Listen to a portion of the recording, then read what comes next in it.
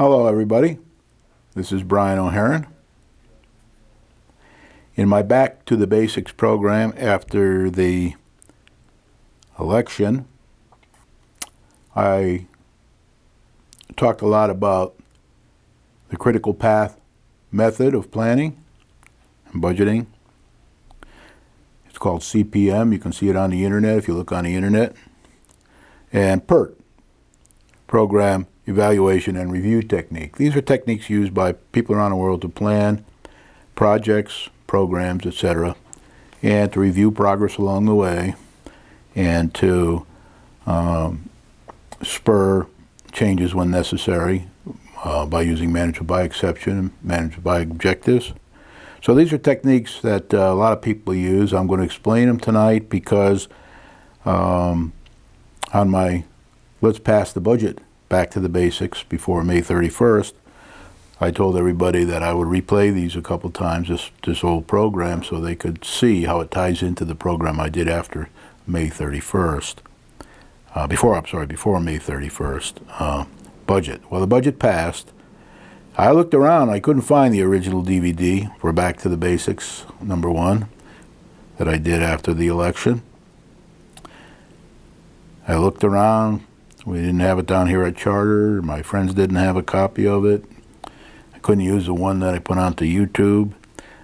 So here I am re-recording it, and I'm hoping it's going to help you because this new group that's in, things have happened since the post-election program.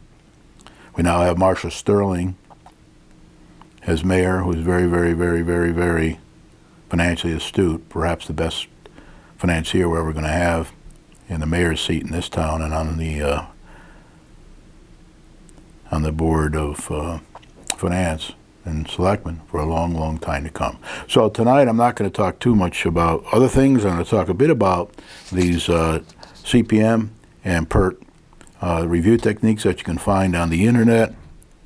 And we're going to say here now, as we flip, flip to the next one, that the charter, and I don't have it word for word here, you can go get a copy of the charter at the town hall in the town clerk's office, look under selectmen's duties and all that, and you'll see that the selectmen, also known as the Board of Finance, also responsible for the Board of Finance, they're the Board of Finance and the selectmen, they're responsible for the finances of the town, bottom line.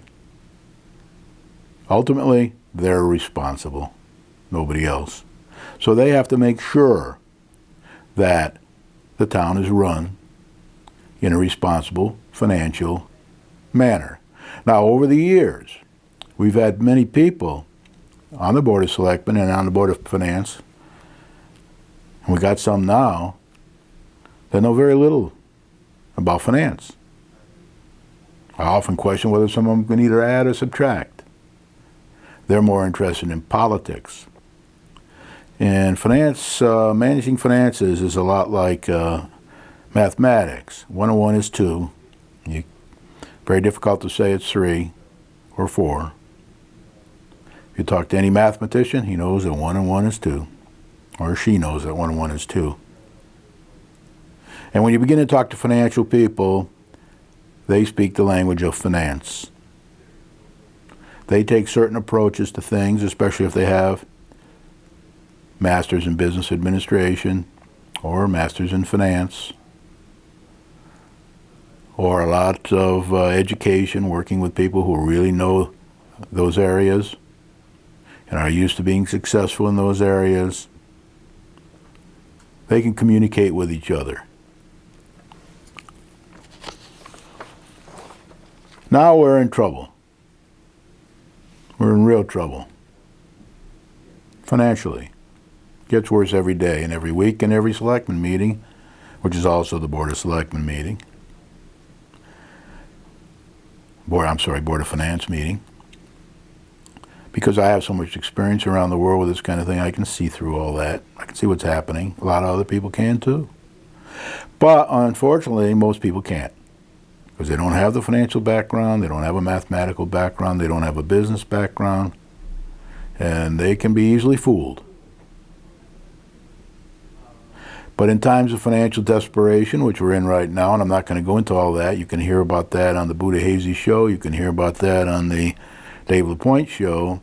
You can hear about that by watching every selectman meeting on Channel 15, or once they put it up on the internet, contacting the Charter CTV 13 on their internet, and you can see replays of that. They also replay on Channel 15 the selectmen meetings from week to week. They play them a few times, and if you call them because you have a special need for a group or something, they might put it up and play it for you, the last selectmen meeting or the one before or whatever, ones that are not on the internet. But in times of financial desperation, the finance board must take control. The finance board's always in control, but if the town's running smoothly and everything is running according to Hoyle, and we're not in the financial depths that we're in today, and a lot of new money's coming into town from growing the grand list, and the money's being spent wisely, and it's being everybody's planning properly, and the whole town knows exactly where the money's coming from and how it's being spent, and there's no surprises along the way. In the finance business, people say, Brian, we don't want any surprises. We want a plan that's accurate. We want to review it all the time to make sure if it changes, we can deal with that change one way or the other. But we don't want any surprises. So normally the finance board works with the town manager and the Board of Education and everybody else, the state, and anybody else who's involved in our finances from year to year, budget to budget, and over time. We've been in financial trouble here for many, many, many, many years, and it hasn't all been Henry's fault. Some of it has, but not all of it. A lot of it is pure mismanagement by our finance boards in the past, and the fact that they didn't listen to the advice they were given by many, many, many people, including the auditors, and they just don't have a system that reliably runs our finances in our town. So they're normally involved, and as long as everything's going fine, they can be minimally involved. But when times of great desperation, like we're in now, the finance board must take control, which they have since the Republicans won the last election. Now, I'm not a Republican or a Democrat. I'm an unaffiliated voter, which is 52% of the voters in our town, and I try to go with, when I vote for people, usually I first want to make sure they're financially responsible. And if they're financially responsible, they'll probably get my vote. Not always, but most often. I don't care which party they're in or whether they're independent or running off the seat of their pants or whatever. But we really need help here. So this new finance board, which is anchored by a very, very financially astute mayor, well-educated, business degrees, finance degrees, from some of the best schools in the country. I've already talked about that on the other program. Other people talk about it all the time, and it's in the newspaper. This new board is urgently coordinating the production of a plan for success. They're trying to take responsible techniques that they learned at some of the best business schools in the country. They're trying to listen to people who do understand all that and have knowledge of that, and they're trying to put together a plan for success. This plan for success must have demonstrable and measurable milestones. You have to know where you're going, how you're going to get there. That's management by objectives. And then you have to deal with exceptions every day, week, hour, whatever. That's management by exception. And to do that, you can use tools available in the industry, in the world, in all industries, in the financial part of the business. CPM's one, PERT's another. After you use them long enough, then they become ingrained in your approach, and you'll use them. You'll take that approach normally because it's what produces success. So now that's what the current mayor and Board of Finance are trying to do, at least 5 of the people on there. And as I mentioned before, there are two of the people on the Board of Finance that I don't think are very astute financially, and for many reasons don't always agree with the approach that the majority in the present Finance Board are taking. So they're trying to get demonstrable and measurable milestones and show them to everybody in town, the newspapers, anybody who's a resident or whatever, putting them up on the website, all that kind of thing. They're trying to have the best plan that they can put together based on the information they have, and they don't have all the information. I'm going to talk a bit about that later. They're trying to put it together, obtain the information from anybody they can get it from, whether they like them or not, whether they agree with them or not. They're trying to get the facts.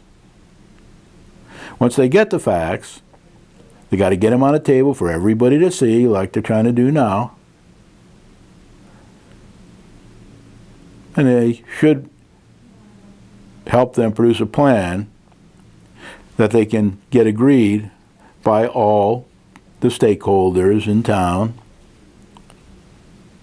everybody that's involved. There are many, many, many, many people involved when you consider all the town entities, all the people that supply to the town, and all the people that receive from the town.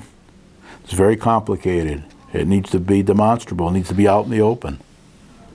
Now, you're never going to get to the point where everything's totally demonstrable and out in the open, because there are people all the time that are trying to hide the information. I mentioned that last time I did this, that there was a person at British European Airways when I was there that went around betting everybody 10 cents that we would fail. Of course, he ended up being wrong. We didn't fail, but we did have to change the plans a little bit along the way, and I'll talk a bit about that as we go on, that process. Now, the critical path method at the top level, which was the Finance Board, is kind of simple. When you put a plan together, or a budget together, or whatever you're doing, you have a start and an end. And then you have milestones along the way that you can plan and you can measure against throughout the year and take action when necessary over a period of time. Now, on this very simple top layer critical path, I've just showed the start, activity 1, which might say is a month into the plan. Activity 2 might end 3 months into the plan. Activity 3 might end 6 months into the plan. Number 4 might be 8 months into the plan. Number 5 might be 10 months into the plan, and the end might be 12 months. And now, as you know, for this year's fiscal budget, we are towards the end of this year now, and we do have a lot of upheaval on the budget side for many, many reasons.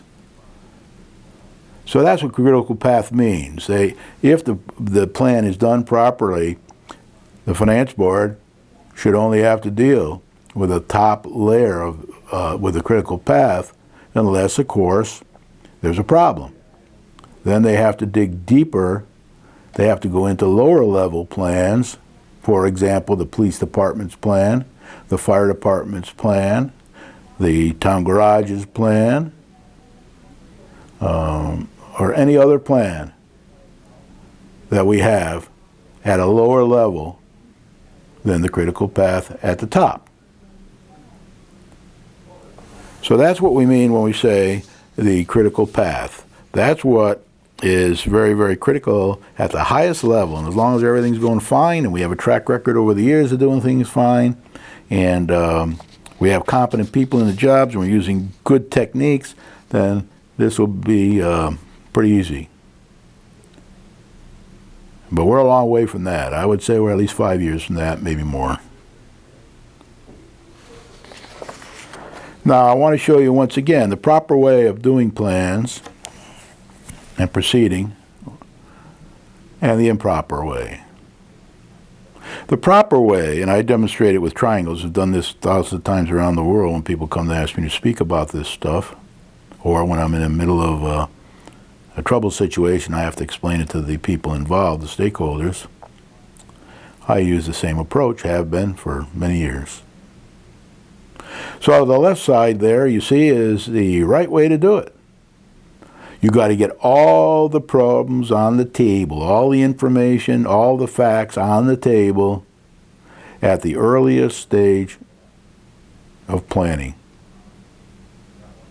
Now, that's a difficult thing, especially when some people don't want to produce the facts because they think it might hurt their reputation or their political party or their organization or their vendor or whatever they may be. So it's very difficult, but it has to happen. So if we get all the information out at the beginning, then we can proceed down the slope of that triangle. We review it along the way at every one of those bars you see, 1, 2, 3, 4, 5, 6, etc. This is just an example. You could have more or less in there, depending on how well your town's being run. And then you make decisions along the way to bring it back in line, if necessary, back to plan, or to do something else if something comes up along the way that needs an emergency decision, an urgent decision. And that's the way to go, from start to finish. And you can take a budget as one example.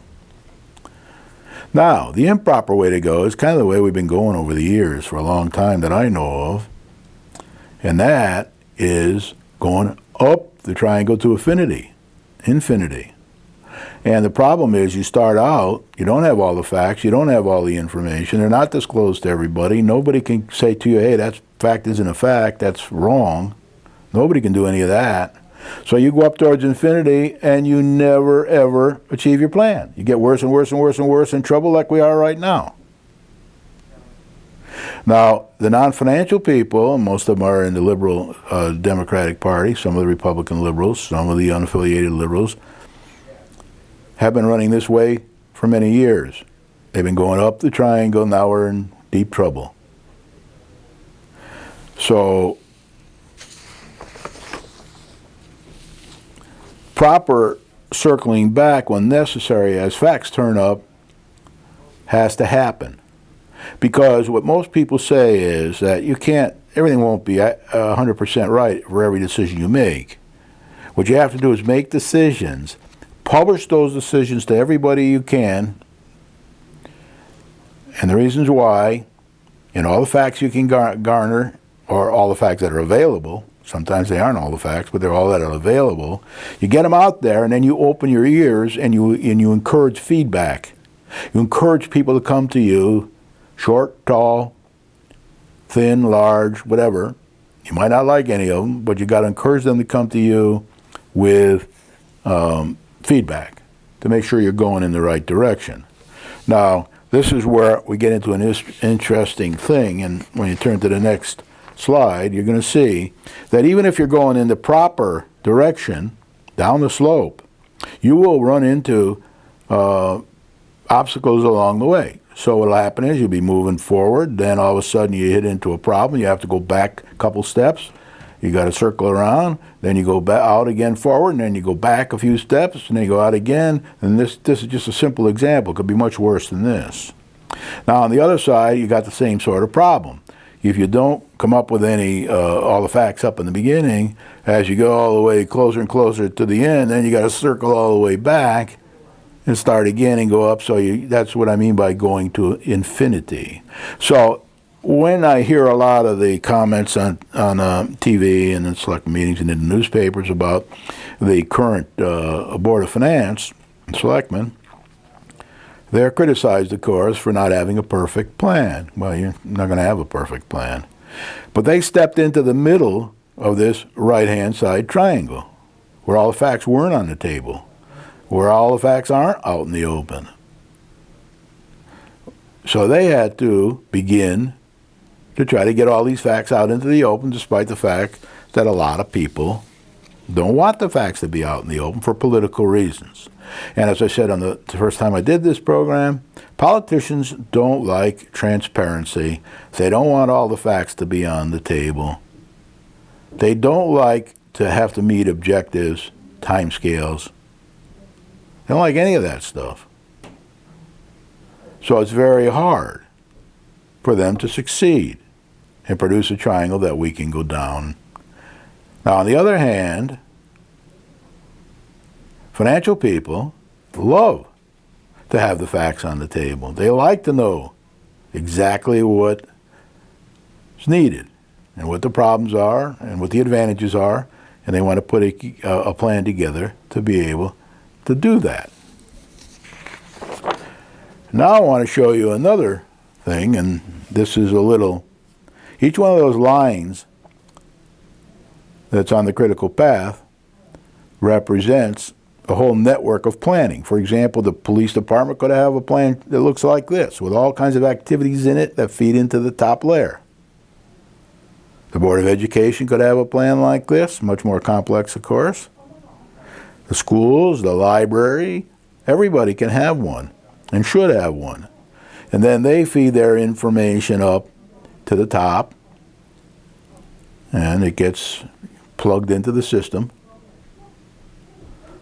If you have aids like CPM or PERT, programming computer type stuff, that helps. If you don't, you got to do it manually. Some are simple networks or plans, some are very complex. Some require a lot of reviews, some not many. If they're on schedule and they're going to make their plans, not too bad a deal. So it's pretty complex and needs to be watched. That's why you need to use management by exception to keep an eye on it. Now, the current mayor has set up a few meetings that I'm tickled pink to see. One is every 2 weeks she reviews with the town manager and the financial director on a Thursday afternoon the progress of the financial plan. And it's trying to find out whether all the facts are accurate or not. So far, a lot of them have not been accurate. We thought we were getting some extra $200,000 in from somewhere. Well, we didn't get it, and we're not going to get it.